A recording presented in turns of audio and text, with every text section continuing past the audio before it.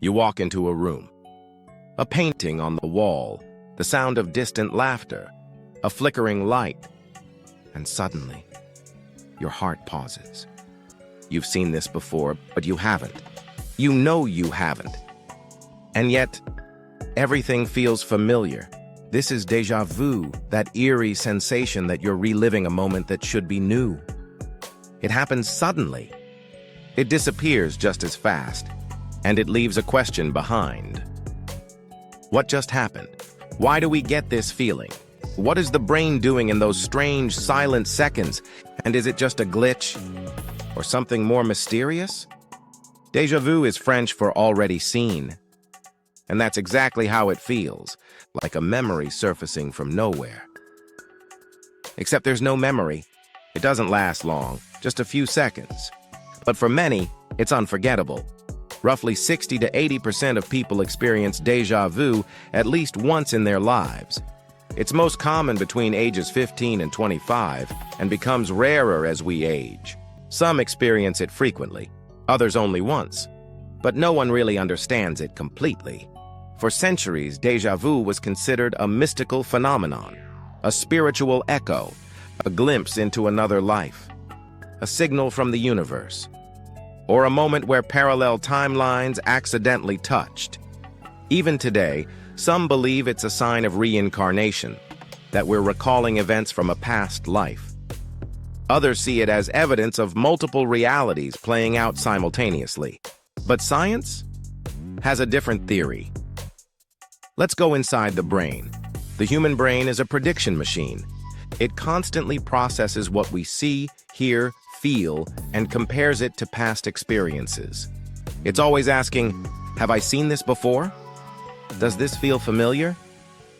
And it does this through memory systems, particularly the hippocampus and temporal lobes. Normally, when something familiar happens, the brain matches it with stored memories. You see your old school and your brain says, yes, I've been here. But in déjà vu, something strange happens. You feel recognition without the memory. It's like the brain's familiarity system gets activated by mistake. A false signal. The memory feels real, but there's nothing to recall. This has led scientists to believe that déjà vu may be a glitch in memory processing. A brief misfiring between the circuits of short-term and long-term memory. In other words, your brain processes a new experience and immediately labels it as familiar. Why? Maybe a timing error, where the signal gets sent twice, once delayed, once early, like hearing your own voice echo. Or maybe it's due to a neural overlap, where the brain mistakenly associates the present moment with a similar structure from the past, even if the details don't match. For example, a hallway you're walking through might resemble one from your childhood, even if you don't consciously remember it. Your brain doesn't need exact matches. It works through patterns. And sometimes, those patterns trigger false alarms. But here's where it gets even more mysterious. Some people experience chronic déjà vu, a rare condition where they feel like everything is repeating all the time. For them, déjà vu is not a fleeting moment. It's a prison of familiarity. They become trapped in the sensation that nothing is new. That reality is stuck in a loop. This has been observed in certain neurological disorders, especially in patients with temporal lobe epilepsy. Before a seizure, some of these patients report intense déjà vu experiences. Not just a feeling, but vivid emotional certainty. It suggests that déjà vu might arise when electrical activity in the brain momentarily distorts perception, without a full seizure occurring. This supports the idea that déjà vu is neurological, not mystical. And yet, the mystery remains. Because not all déjà vu is pathological. Most people who experience it are completely healthy. And in some cases, it seems to occur in moments of high self-awareness. Think about it. Déjà vu doesn't happen when you're distracted. It happens when you're present, when your senses are sharp, when your mind is fully awake. This has led some psychologists to suggest that déjà vu is actually a sign of the brain working well. efficiently scanning for patterns, making predictions, then occasionally overfiring. A sign that your brain is doing too good a job. But let's go further. What if déjà vu isn't just a glitch? What if it's a window?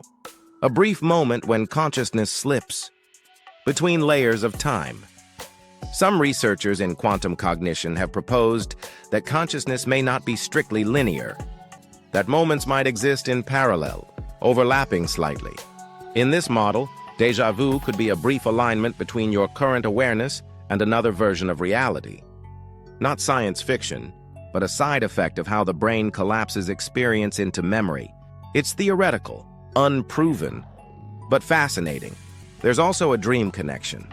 Many people report experiencing déjà vu in places they've never been, but that they vaguely remember from dreams. This has led to the theory that déjà vu might be the brain matching reality with dream fragments. A staircase, a red coat, a voice, things you saw during sleep, now echoed in waking life.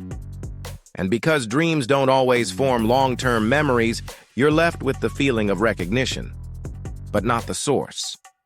Dream déjà vu, a hidden archive in your subconscious. Whatever the cause, one thing is clear. Déjà vu is deeply human. It reminds us that memory is not perfect, that perception is not linear, that time might be more flexible than we think. It's a glitch, yes, but maybe also a glimpse. A glimpse into the machinery of the mind, into how we construct reality, into how the brain stitches the present with the past. And maybe, in those few seconds of déjà vu, we are reminded that time is not just a line, but a loop, that what we call now is built from fragments, from echoes, from sparks of recognition. And in that flash, we are not just observers. We are participants in a puzzle that even our own minds can't fully explain. So next time it happens? Next time you freeze in a room you've never entered? Next time you feel the air shift and the moment fold into itself? Don't dismiss it. Feel it. Lean into the strangeness, because déjà vu may be the closest we ever get to seeing behind the curtain of time itself.